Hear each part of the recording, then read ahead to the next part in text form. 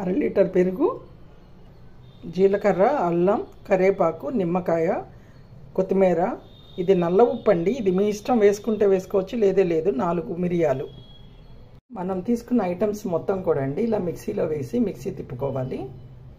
Paste ఇలా prepare అయిందండి.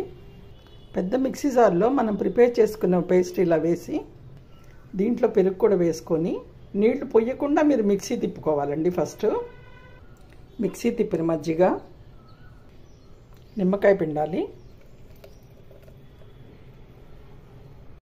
మీరు మజ్జిగ చూసుకొని దీంట్లో దగ్గర లీటర్ నీళ్ళు పట్టినాయండి. మీకు పల్చగా కావాలి అంటే ఇంకా నీళ్లు కలుపుకోవచ్చు.